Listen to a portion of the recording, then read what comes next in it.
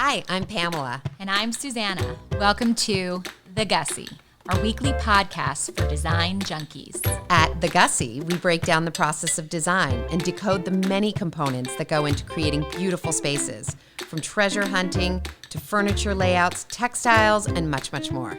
We're friends and design partners who believe everyone should be able to create a stylish home that reflects who they are and how they want to live.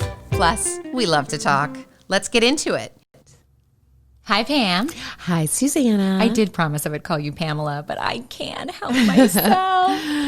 How's it going? Good. How are you? I'm feeling good. What's new? Work has been crazy busy. Has it? COVID is interesting. You know, a lot of people are asking me, how are you doing? How are you doing? Because I'm a small business. Yeah. I think people are sort of pulling the trigger on their purchases. If they see something they like, they want it and they want to take it home today. And they want instant satisfaction. I agree. And I even found myself feeling that way because I think for the first time in a long time, we all experienced during COVID the fact that we can't get things immediately. It was really one of the first times that recent history for me that I remember sitting there and shopping on Amazon and Amazon saying, okay, it'll come in 3 weeks. And we're talking really sort of typical things, household cleaners, obviously. Right. But even beyond that, like a pack of underwear for the kids. It's like, okay, three weeks or new shampoo. Yeah. Well, thank God, people are getting out of the house a little bit. They're masking up and they're coming in and they're asking for design help. And they want to lift their homes a little bit, because they spent, the last 4 or 5 months indoors. And then they realize like their pillows are kind of tired. Yes. And maybe they need curtains somewhere. So one, you have this whole new home office situation. Yes. So like the desk run is crazy. Yep. Office chairs, you can't even find office chairs right now. Yep. The second thing is, people want fresh candles and pillows and artwork. So we just can't even keep anything in stock right now. It's a little insane. Well, I was thinking about this when we were all home for those sort of what felt like endless months. My house has never gotten so much wear and tear because think about it. My kids usually are at school. My husband's usually at work. I'm rarely home. I'm usually bopping in and out, driving someone at a client's home.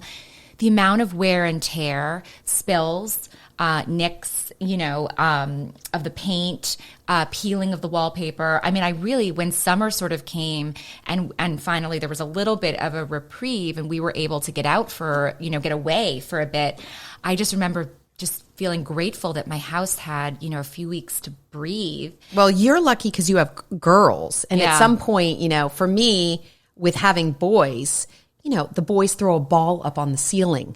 The girls are pretty messy. Girls are messy, and I find that my daughter's carpet gets ruined. It's like nail polish, makeup, beating. Totally.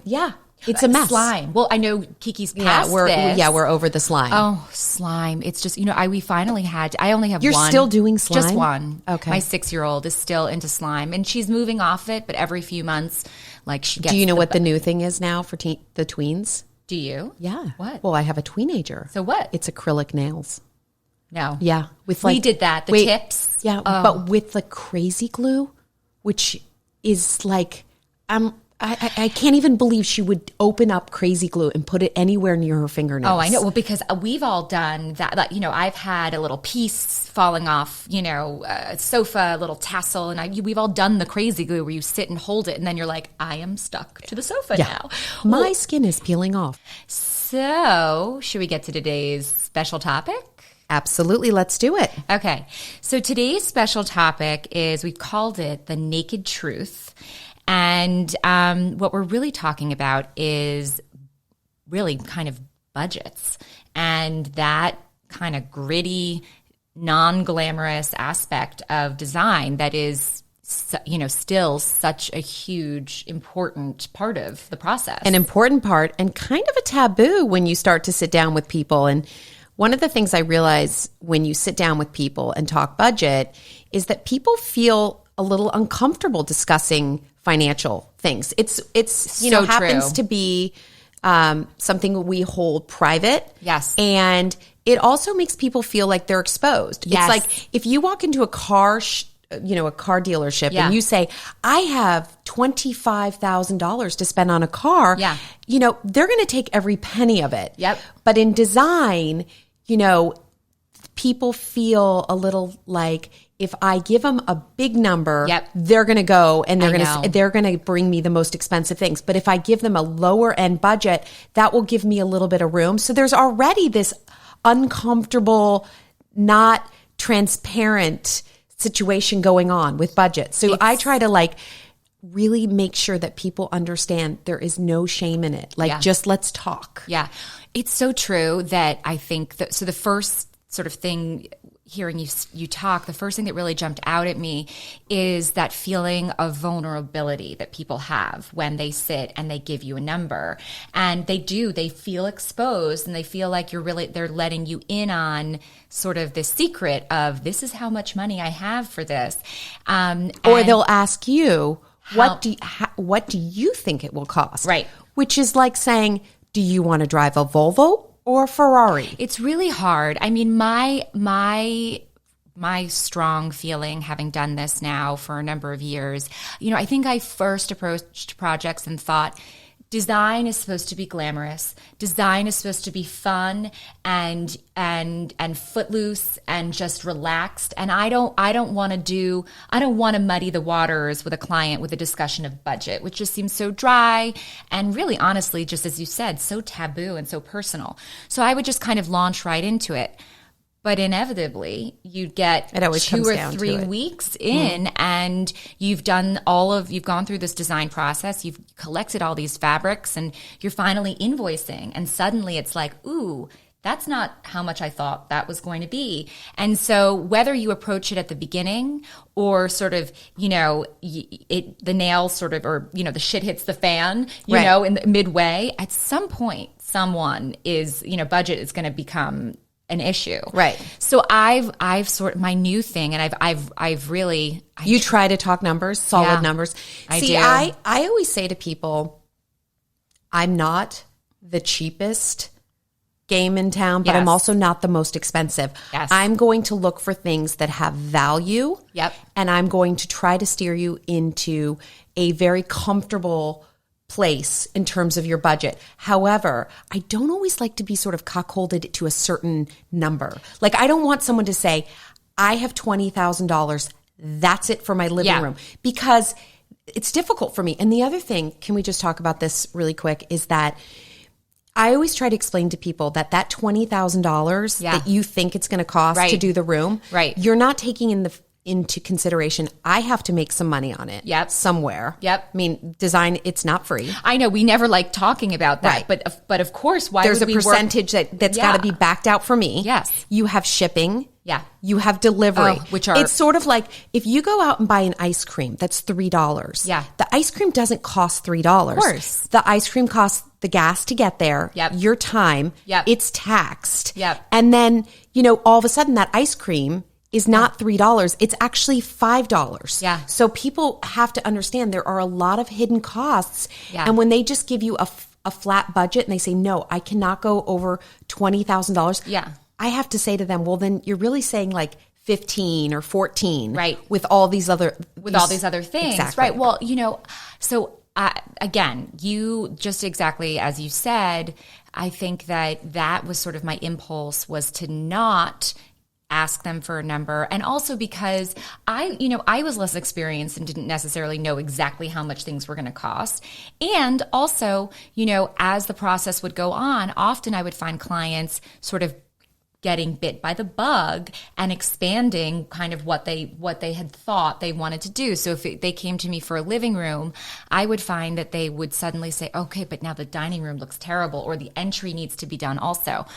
So, that was... Or you get the flip side where they are involved with you on a room and then they sort of have this panic where they say, my husband said I'm spending too much money. Yeah. But that is why I have started, and we'll see, this is like, business is a living, breathing thing. Right. And some people you have to be more firm with the budget. Right. And it changes. Absolutely. So that's why I have started to just actually throw out figures and say, okay, here's a range of what it's going to cost for the average living room or for the average dining room if we're talking soup to nuts. Carpet, walls, drapes, furniture.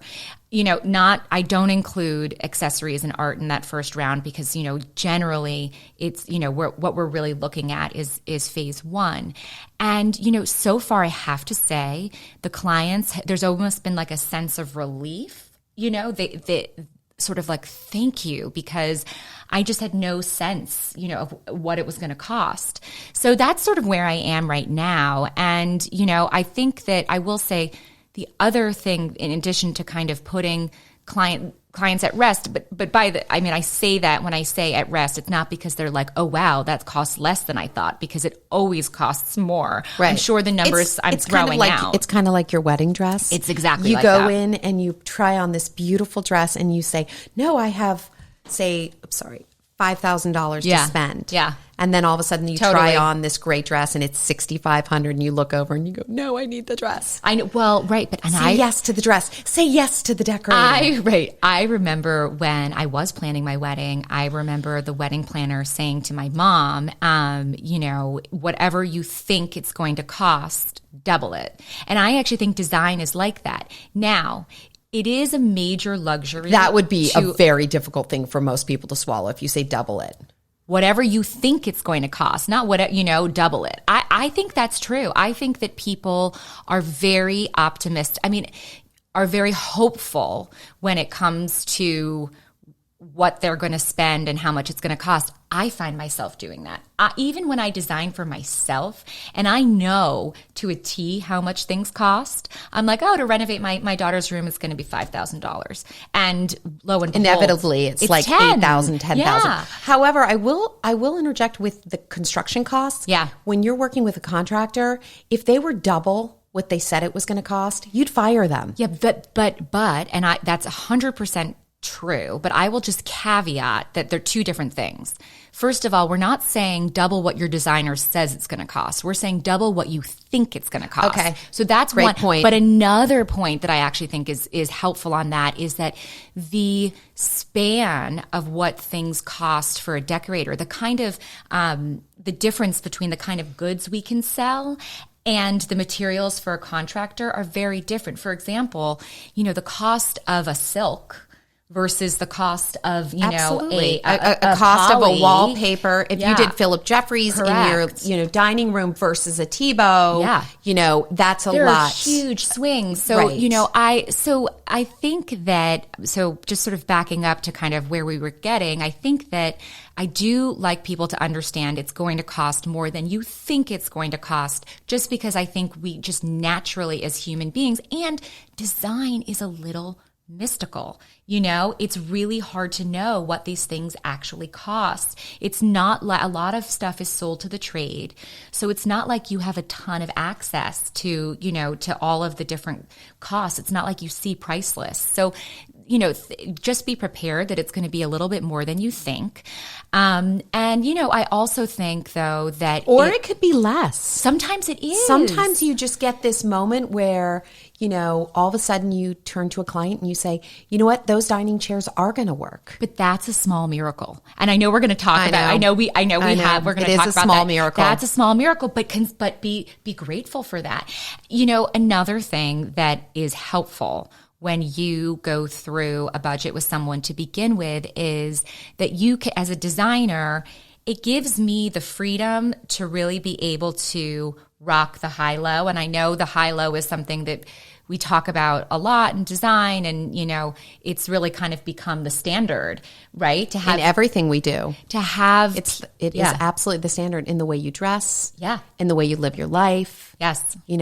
Do you go first class or do you coach? And then do you stay at a good hotel or do you stay at a budget-friendly hotel? Zara top with Chanel shoes. Yep. Or, so it's design is really no different. And but you have to be careful with that too. Yeah. Because, I think if you're smart and you're putting a room together that is beautiful and has great finishes, you can't cheapen out too. Right.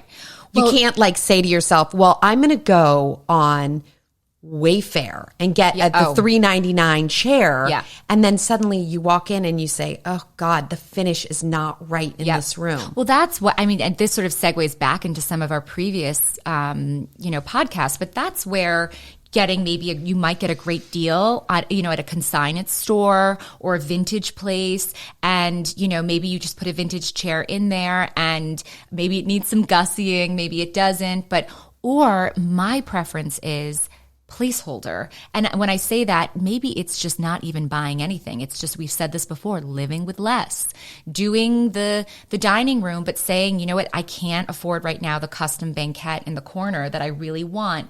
So for now, I'm going to live without it. And then maybe next year I'll add. Right. Or choosing a fabric that isn't in the price range. Yeah. That isn't extravagant. Yeah. Doing something that's in the $40 price range per yard versus the $225. And just doing it on the pillows or doing it, layering.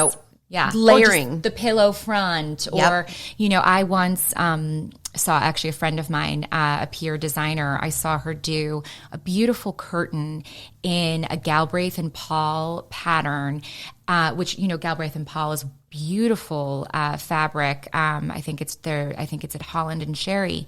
But one of the issues is that it's expensive. So she took just enough to do one sort of, the front side of each curtain panel, and the rest was a cravat fabric that was harmonious but super well priced. And so that way the client got their sort of Galbraith and Paul look, but the curtains cost so much less. Right. So, but I think that, returning to that idea of the budget, I have had some of my most successful clients are those clients that come to me and say, I want to do every room in my house, but here's what I have. And I can help them make that decision. Okay, well, that means you're not going to get 6 done rooms for that. You're going to get 2 done rooms, and maybe you can get started on those other rooms. And it just enables me to help them problem solve, what is worth the splurge and where we can get some of those steals. And there are, as we know, a few of those steals out there. Absolutely. What are some of your favorite steals? So I love a great vintage Saarinen table. And of course, I love the original, and Design Within Reach does such a beautiful job. But, at the same time, Lexmod has a great knockoff. And there's a few companies online that have great knockoffs. Yeah. And I'm sure it's not just Lexmod. That's a great, so I've done expensive dining chairs around a Saarinen table, a faux Saarinen table. It's painted, faux marble. I like CB2. CB2 has a ton of super chic stuff. I love their chairs. I always feel like they could do great chairs. I agree. And aren't we sitting on them right now? We are. We do. We are. We have. Yeah, we've got some. But CB2 they're pretty chairs. pricey though. I like hunting and gathering at thrift shops. Yep. And consignment shops. I've also auction sites. I like to do a lot of different things. But one of the things that I always look at is, could I take this old piece and lacquer it or ceruse it or do something like that and really get good value? So for me, my hunt for a good deal isn't necessarily a sort of a new piece on a website. It would be more of, how can I gussie up a piece? Because you're looking for value. See, that you're looking for value. If you buy an older piece, and let's say your options are to buy something from, something from Lexmod for a few $100s, or buy something that was old and vintage and then gussie it up. The gussieing may cost more, but you're getting better value because the base piece is something that's worth something and well made. Right. It's a quality piece. Yeah. And then I also feel like it's more than that. It's also that the piece it just resonates in the room. It feels good. You see it and you say to yourself, this is an interesting piece of furniture. I don't know if sort of the everyday stuff that's available today has that kind of quality, this lasting quality in a room.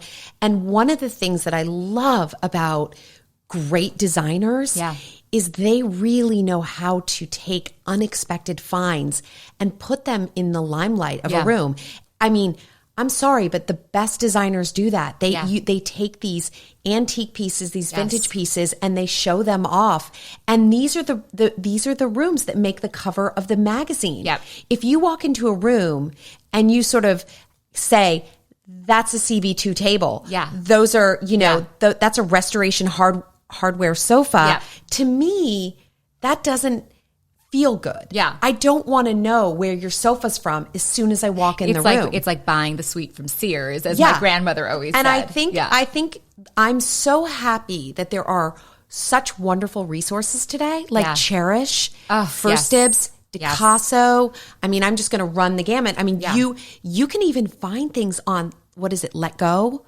I've never heard of that. I think it's like an app where you basically can download an app, take a picture, put it online. That's genius. Put your zip code. Yeah. So if you're willing to put a little bit of work into it, an estate sale, you can find wonderful items, and they really allow a room to sing. But again, that comes from confidence and saying, this is a piece I truly love, and I'm confident enough to say it looks good, and the room really gets elevated because of that. But that also, you hit on something that I think back to sort of our conversation about wedding planners, I know in a lot of friends have felt, do we or don't we? Is this an extra cost? A wedding planner? Yeah. Is this an extra cost that we need or that we don't? Some people feel like the wedding planner actually saved them money.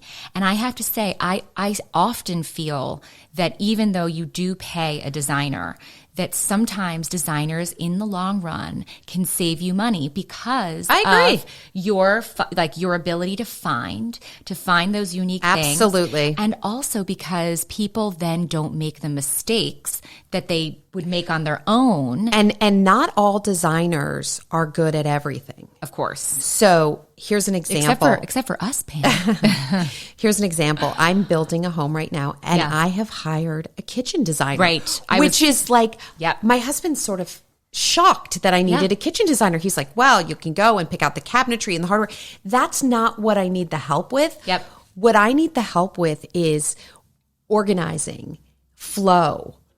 Yes. Calling out all the specs for the hardware. Yes. The lighting. Yes. Things like that. I know what I like, and I will be, involved in it. But at the end of the day, I realize to build something that I want, I need an extra pair of eyes.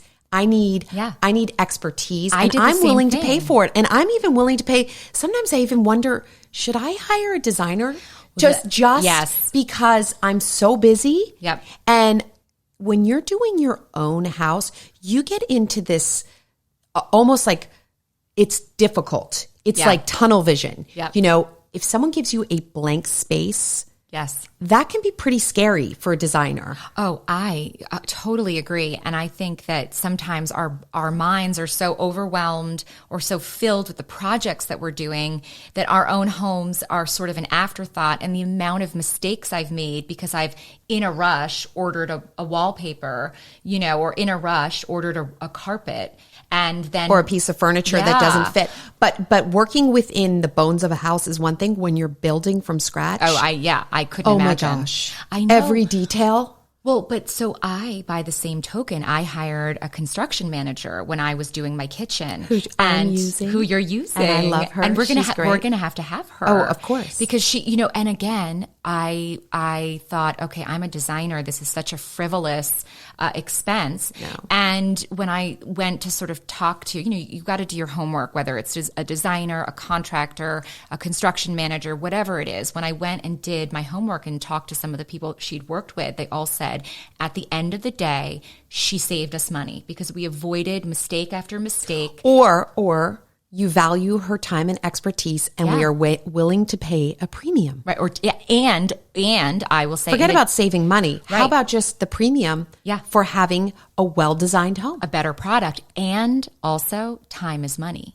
So the time that, right? The That's time like that the ice cream. Yeah. The ice cream doesn't cost you $3. It costs you $5 Right. because you drove over there. Right. You paid for Right. the parking. Right. You walked in. Right. How much money is that? Time is money. And so the time that I would take away from my children and frankly away from my clients to do some of this Right. stuff. So, I think that it's all sort of it's all very interesting and part of this sort of umbrella of making smart decisions, maybe sometimes spending a little bit more to get a better product. And can I just say, people, don't have shame in talking budget or money. Yeah. Like, we understand. Everybody has, there are very few people who can just say, there is no budget. And even if you can, I actually find sometimes those people are the most concerned with budget. It's really interesting. I think some of my clients who sort of really don't have that ceiling are, because they're extraordinarily lucky,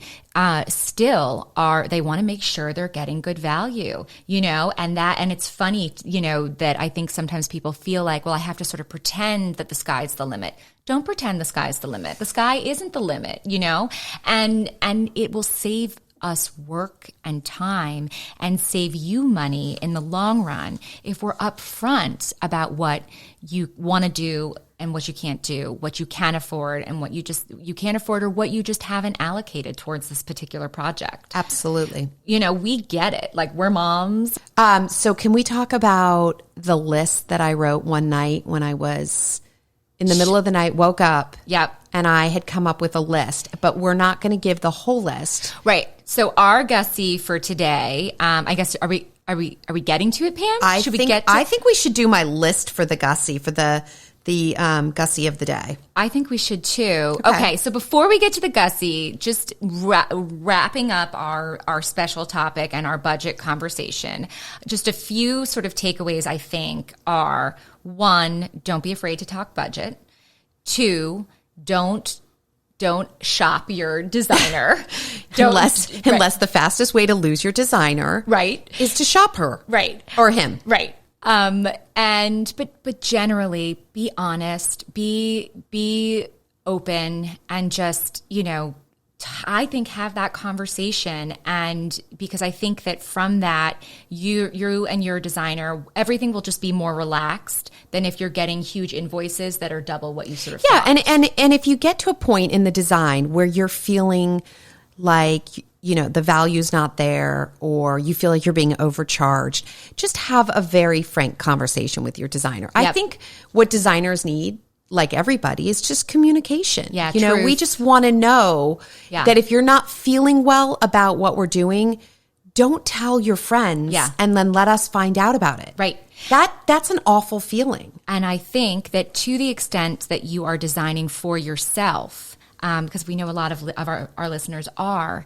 if you are designing for yourself, I think being honest with yourself and having a budget before you start a project is a really good thing to do, because you will find yourself less susceptible to those, pop-ups on your notifications on your phone. Serena and Lily having a sale. I find that a lot of people who are designing for themselves lose sight of the actual design just because they are great deals. Yeah. Don't let your budget be the guiding, or your price be the guiding force in your decisions. Yep. I cannot tell you how many people I know who have purchased something online. It didn't work out. Yeah. And then let's just take an example, a counter stool. Yeah. They get the 3 counter stools.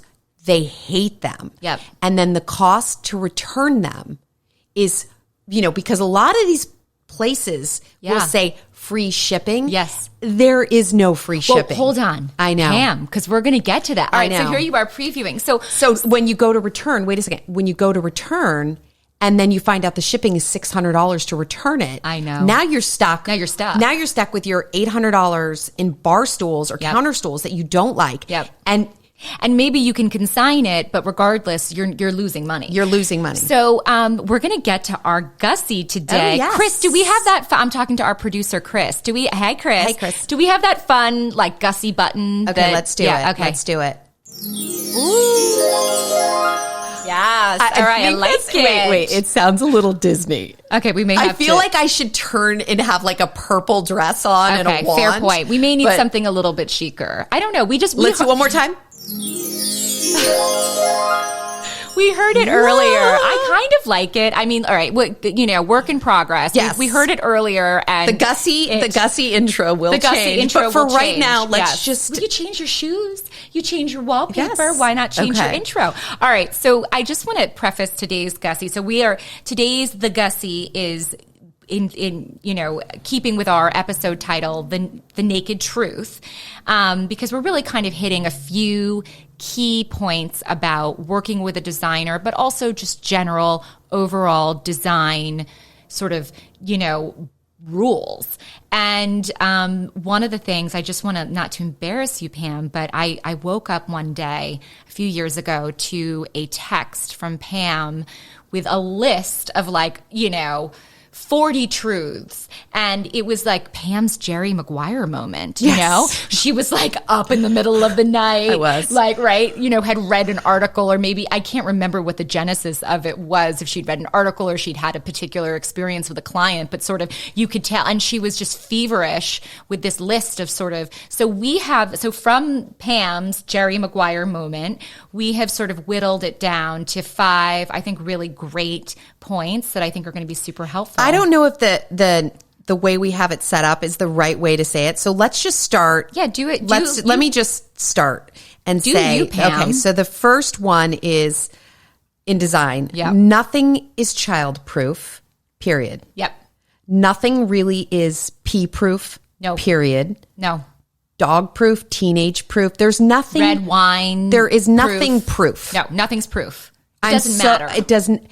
That is so important because people will constantly ask you for things. Oh, is this fabric gonna, is it childproof? Yeah. If my child, no, nothing is proof. By the way, here's another example of this. I put a great carpet in my son's nursery. Yeah. And you know how when they're little babies, they have that sort of projectile vomit? Oh, please, yes. My kids were all spitters. Okay. I had 3 spitters. So I'm like up in the middle of the night. Yeah. It's 3:00 in the morning. Yeah. I have him sort of over my shoulder and it's like, bleh. Yeah. And then it's all over the floor. Yeah. And of course it's 3:00 in the morning. Who's taking out the No one. Resolve to clean it or the soap and water? So I leave it there. Yeah. Hello, that little spot, 6 years later was still there. The stomach acid. So nothing is childproof. I had a white carpet in my daughter's room, and to be graphic, the spit up is sort of like it's milk, so it's sort of whitish, yellowish. So I ended up with like little crusty patches all over the carpet from middle of the night spit ups that were just off white, right. But I remember a friend coming in and being like, what are this odd like sub pattern in the carpet? And I'm like, that is projectile vomit. Yes. So nothing is childproof. And just be realistic, people. Like, a home is going to get abuse. Yes. Okay. Shipping and delivery is never free. Yes. Never. Never. Just because it says shipping is free. No, they've somewhere that cost is coming in. Exactly. And if they're doing it for free, they're probably not using a great shipper. Yep. They're probably not using a great receiver. Yeah. And you're going to have issues with it. You're going to have it's going to be damaged. And I just dealt with this. I just bought, with free shipping, 2 desks, again, in our desk flurry of trying to get, right. Well, but that was during COVID. So if you weren't during COVID and you didn't have that need, you probably would have gone out to a local retailer or a local store to figure out what you needed and shop it. Yes, but here's the thing. Every now and then, right, even us as designers, we are human. And we see, the cheap deal, and we jump on it because we're human, even though we know better. And that is also just I don't. You are. I don't. Pam is superhuman. I want to love everything, and I just don't look at a screen and say, I might buy something from Cherish, right? But I won't buy like the boxed. Right. Things. Well, Pam, you're superhuman, and I am not. Oh, please. And no, really, you are. You flatter me. But just I got 2 damaged desks from Wayfair. It's really sad. So that's our third one. If you buy something from an online retailer, it will show up damaged or wrong. If it doesn't, consider it a small miracle. I just want to also say it's so important today that we all support our local retailers. Yes. Make a concession to get out there and say, I know it might cost me a little bit more. Yeah. And I'm not just saying that because I'm a local retailer. Well, you pay it forward. Yeah. I'm just saying, like, people, our neighborhoods are going to change. Every time you see that cute little store close up because they can't sell enough lotion or soap or whatever, that means we're all forced into going to, say, a Target or a Home Goods. Yeah, like a big box store. And do you want your neighborhood to be that? Well, this is, I know this is the second time I'm referencing You've Got Mail, but do you remember You've Got Mail? It was the shop around the corner. Right. It was the little bookstore. Visit these little places. These jewels. And buy, if you have to go to someone's house and you have to bring a gift, if you need a fresh pillow, if you need new sheets for your bed, go to your local retailer. It's going to be worth it. But I also want to say, Pam, on that note, people always assume, I think that they assume that Restoration Hardware, CB2 or Pottery Barn, and these are great places. They're great resources. But they assume that they are getting a deal of course, if they're buying from there, or that they're less expensive. And sometimes, those stores are really expensive. Right. They're not cheap. And so sometimes I will say to a client who's done that, or a friend who's gone out and done that, I'll say, I can't believe you did that. You could have come into the store and bought something for half the price that was twice the quality. Right. And I also think, you have to put a price on the fact that you get to see an item. Yeah. You get to determine if the color's right. Yes. You get to sit in the chair. It's been pre-chosen for you. It's been pre-edited for you. So that's a whole nother show. Okay. Because we'll do that. Yeah. I think it's so important. Yeah. It's timely. Yeah. Because of what's going on. And they say like a third of all small businesses will close in the next 24 months.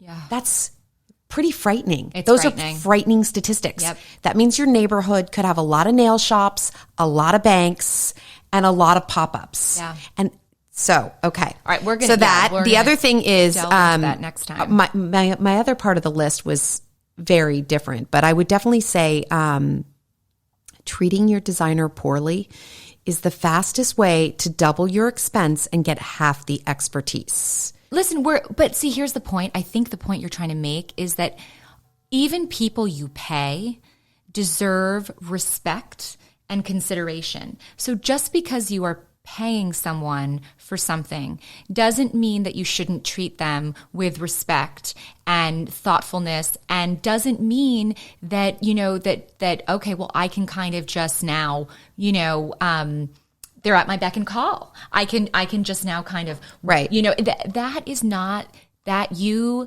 having respect for your designer is really important and is an important part of the process. We already talked about the shopping aspect and sort of, clients looking for taking all of your mood boards and looking for the look for less on their own, which is really, as you said, that's sort of super inconsiderate. It's super inconsiderate. Or if you see your designer at your home and they've come into your home, offer them a glass of water or a glass of wine. Yeah. Make it fun. Yeah. And help them carry the samples back to the car if they need it. Right. I mean, I cannot stand when you have a client who's like sitting there and you're like lugging things back to your car and they don't offer or respect their weekends too. Absolutely. And don't text them at 9:00 at night on a Friday night don't and text say, them after 9 I'm not sure about these lampshades. Or there's some sort of a disaster. But this also actually, again, each of these topics is sort of a mini show of its own. It is. But one other thing is, what's really hard for me is when I've done a project, the project's moved on a year later, and I get a call from a client saying, my table is scratched. That, at a certain point, that I've relinquished ownership to you. You shouldn't be burdening me with, again, nothing is childproof. It wasn't sold to you because it was childproof. So, I find that, and listen, it's okay if they're saying, is there a way to fix this? Of course we will hold people's hands through that, but sort of demanding to return it because you've lived in it and you've soiled it that's not really our job. Yeah, that's a hard stop no for me. Yeah, I know. That's a hard stop no. And so lastly, I think these are words to live by, but a well-designed home does not fix an unhappy one. Yeah. So I want to just tell you guys this little story about this one couple who came in, and I was meeting with the husband and the wife. It was about 5:00 at night, and we were sitting around a round table, and we were talking about what are the items that they wanted to keep in their living room. Yeah. And what are the things that they were willing to get rid of. And I think it was our second appointment, and the husband said, well, the piano must go. And she turned to him and she said, but that was the first gift you ever gave me. Oh. And she started to tear up and cry. Oh, my. And I was very uncomfortable. Yeah. Number one, I was seeing a moment where, they private. were... This it is was a private moment. Yeah. And I sort of looked at him like, well, maybe, no, the piano's important. Yeah. We can put this in the room. And it's a gorgeous piano. And you know what? I have to say, that was the beginning of opening Pandora's box for me, because then I started to see that he didn't value her opinion. Right. And he didn't value the things that they shared. Yep. And let me tell you, it was like so difficult to work with them. Yeah. Because he wasn't nice or kind. And now it is my number one thing when I am working with a client. I have to like the husband. I think also we've all had those experiences where, by the way, I will just point out, and I know you agree, I mean, most of our clients and most of our experiences, we wouldn't be doing this if they weren't wonderful. The truth is, most of them are. But occasionally you have an experience that is very sort of defining. And we have both sort of supported each other through jobs that we maybe weren't working on, but just because we work together. And, that's part of how our team is set up, is always supporting someone who's working on a project. We have had situations where the marriage is not good, or one of the sort of principals is not in a good space in their life. Right. And guess what? Every piece of furniture that was put into their home becomes the bane of their existence. Yes. Then they're sort of like, they really want to take it out on their situation, their personal situation, but instead they're taking out on the beautiful chair you just got. Right. And, so their dissatisfaction with their life or with their marriage, the furniture that you're putting in their home or the wallpaper you are becomes a microcosm. So a well-designed home does not fix an unhappy one. And having said that, I would also say a happy home that's not well designed is far greater of an experience. Yes. I can't even tell you how many times I walk into homes and they are a mess. They're not well designed, but the family is having a great time and living life well. Yep. And you just say to yourself, like, there is nothing you need to fix here. And I agree with that. And some of my favorite designers and, our favorite designers just collectively, when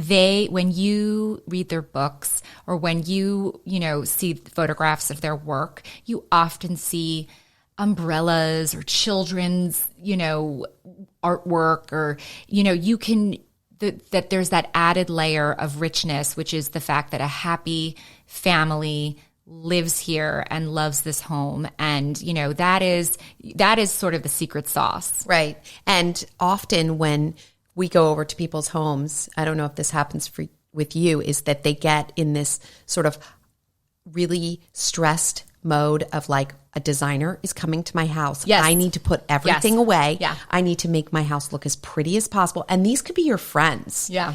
And I always tell people, I'm like, I don't really spend time at your home analyzing like whether or not it's beautiful or it's not. If I love you and you're my like great friend. Yeah. It transcends all the design. Yeah. The best moments of my life did not happen in well-designed spaces. Yeah, that's they true. happened in really not like your furniture is broken in your back porch and we're sharing a beer and just having a great conversation.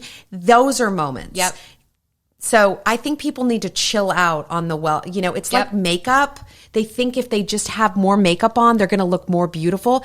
More makeup does not make you more beautiful. And a more, well-designed house inner beauty shines through. Yes. And the beauty of the family or the people who are in the space really shine through. And I would say that is, just a beautiful way to kind of wrap up our show today is that when you meet a client who is really beautiful inside and out. Yeah. And you have that wonderful spark in that relationship. The product is just, as great as it can be. I mean, that is a huge way of just infusing life into the project, is having that great relationship, working with someone who is just a good person. And as you said, at the end of the day, the design is a huge part of it, but it's the inner beauty that really shines through. Yeah, and people have fun. Have fun. Yeah. Have fun. Yeah. If you are spending money, hopefully you're having a good time. Well, yes. And again, just another great way to wrap up this show is that's it. If you can establish your budget and be willing to part with X amount of funds, do that. Give yourself the break. Release it. And then just say, okay, within this budget, I'm going to have fun. And it's not going to be all about trying to find the deals or trying to get it for less. Just have fun. Right. It is truly what makes a room magical is when it sort of comes together. Yeah. You had a little fun with some wallpaper, but then you chose a very practical sofa or whatever. Like it's all in the secret sauce. It is. All right, I think that's it, Pam. I think that is. So we actually haven't come up yet with our episode for next week, but guys, it's going to be wonderful. And so stay tuned for mystery episode next week. Next week will be a mystery. It will land on your plate next week and it will be good. I mean, what should we do? I don't know. I mean, I think I need to talk about. How about like walls, windows, floors? Should we do the carpet one? Yeah, that could be fun. Does the carpet match the drapes? Yeah, that would be the title for the next. Wait, Pam, show. Does the carpet match the drapes? Does the carpet match the drapes? Should the carpet match the drapes? Oh, well, we probably should give the PG version, which is should the carpet match the drapes? Well, I don't know that it changes necessarily the version. How about if you just say, I like hardwood floors? Okay. I like linoleum. I like hard surfaces. Okay. That show no dirt. Yeah. All right. We're going to leave you with that, guys, waiting to see what we land on. Should the carpet match the drapes? Should the carpet match the drapes? Thanks everybody for joining us today. Bye. Bye. Thanks for listening, everyone. Make sure you subscribe to The Gussie so you never miss an episode. For more of The Gussie, please check out our blog at thegussie.com and follow us on Instagram at The Gussie Show. See you next time.